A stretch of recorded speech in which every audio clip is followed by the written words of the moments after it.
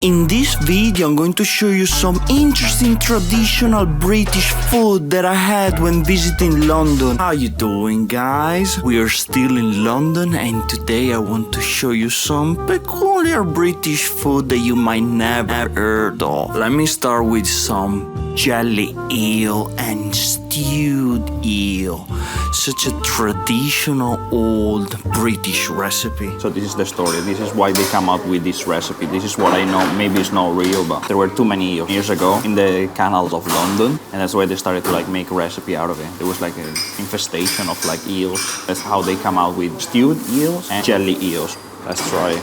It's such a peculiar dish because you don't really understand what's going on with the jelly, and then having some fish inside the jelly is a bit strange. I love the taste of eel. They keep it quite simple. There is not much going on. I think salt, pepper, something like that. But man, the flavor is lovely. You need to love eels, of course. Stewed eel is such a traditional recipe. It's served in a sort of it's like a slimy consistency. Puree. I love eels so much. Quite of a fatty fish. They don't put much spices in it. You can taste the parsley. It's very, very good. It's quite of a simple flavor. You have to be careful because there is a bone inside. It's something that starts to be forgotten. It's something that is not as common as it used to be.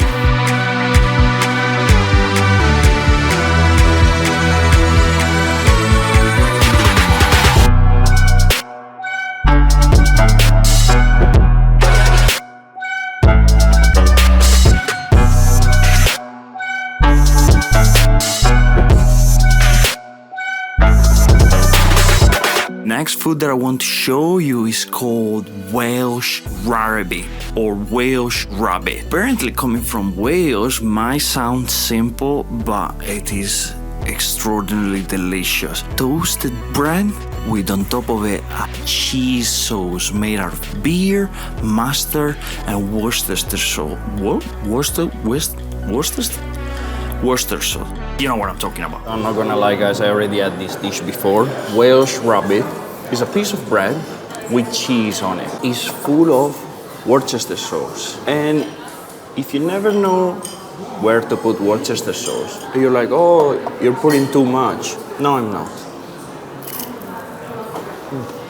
You see? The bread sucks all the Worcestershire sauce. And this combination with the cheese is just unbelievable.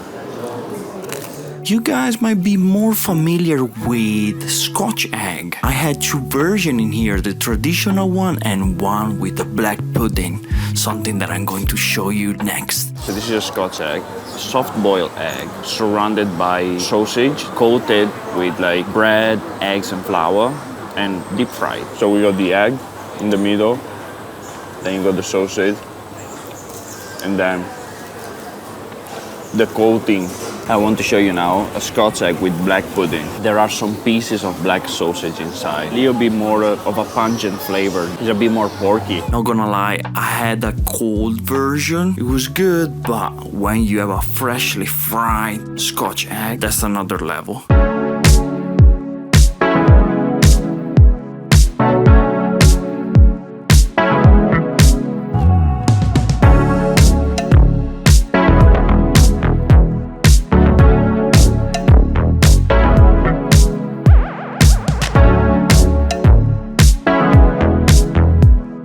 Lastly, guys, one of the most iconic piece of the English breakfast, black pudding. Interesting thing of this sausage is it's made out of pork fat inside, some cereal like oatmeal. It's such a staple in the British cuisine. Black pudding. Basically, it's a sausage made out of pig bloods. Mainly, you find this served as a breakfast together with sausage, bacon, egg.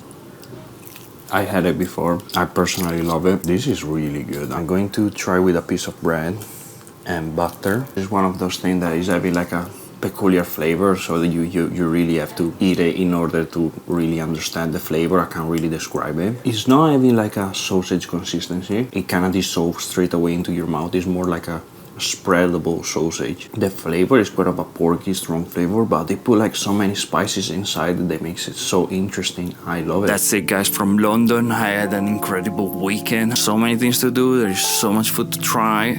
It's an incredible city. Remember to subscribe, leave me a like, and see you at the next one. Bye bye.